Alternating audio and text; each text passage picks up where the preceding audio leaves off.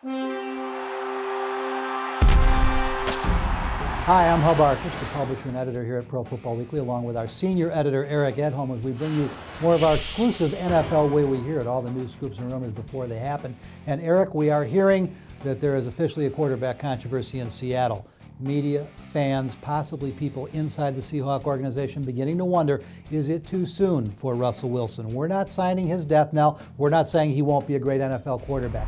But clearly the Seahawks are struggling. They're dead last in the NFL in passing yardage. He's throwing for a meager 130 yards a game and looks to be a young man who today cannot make all the throws you need to make in the NFL. His early success in the preseason, a lot of jump balls, a lot of back shoulder throws. That's not working out for him so well now that they're playing these games for real. I'll say a couple counterpoints here. I will say that the Seattle organization was excited about this kid over the summer. Even as early as June, they thought he had a chance to win the job.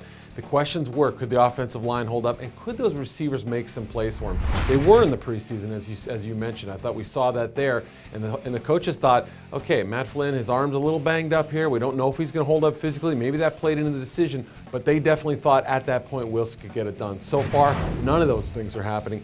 And maybe a switch is imminent at some point. Well, but here's where the story gets more interesting. Matt Flynn continuing to struggle with that tendonitis and elbow.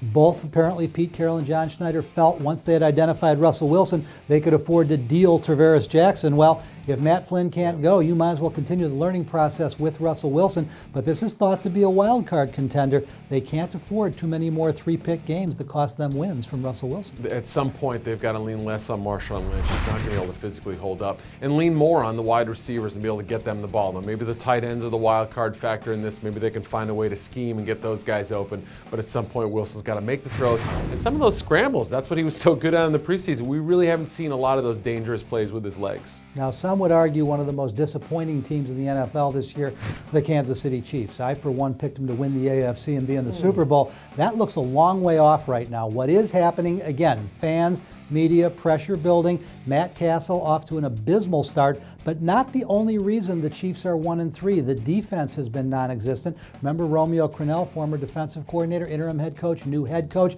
The Chiefs are simply not playing up to their talent, and there's a lot of people looking at Romeo Crennel's job, a lot of people screaming change the quarterback. Brady Quinn sitting behind Matt Castle. His whole NFL career he's been waiting for people to beg for Brady Quinn. So this one is controversial, but we're not sure which direction it's going to go in. Well, I think what they're doing is giving Quinn just a few more snaps with the first team during practice, at least getting him on ready alert, just in case they need to make that switch. Castle has come out and looked really hot in one part of a game, and then he throws a bad pick or suffers a fumble. So the most amazing stat to me is -13 in the turnovers. -13 through 4 games. Inexcusable. The worst team in the NFL, 16 last year, and that's for a whole season. So they've got to cut down on the turnovers. It's not all Castle's fault. He's working with a backup center. The receivers haven't come together. Pretty much all dependent on the run game at this point. And Eric, when you look at this roster, just do personnel evaluation, they look to be a team that should be a wild card. Now, they have had some injuries early this year. Nothing as bad as last year, but serious injuries. That in itself does not explain the abysmal performance of the defense. Right, and I think a lot of people are bringing heat not only to Romeo Crennel, but Scott Pioli, the GM. They're saying that, you know, with this talent here, they would think they do better, but Terry Poe hasn't stepped up. Justin Houston's only flashed at certain points. The secondary has been somewhat of a mess, so it's problems with coaching and the roster as well. And defensively, like you said, they're giving up a ton of points right now and having to try to keep pace in blowouts. Well, and you go back even a couple of years, top 5 picks like Glenn Dorsey and Tyson Jackson, they play, but they just play. They don't stick out. Now, I'm told that Scott Pioli, Clark Hunt's still pretty good there. No real pressure yet.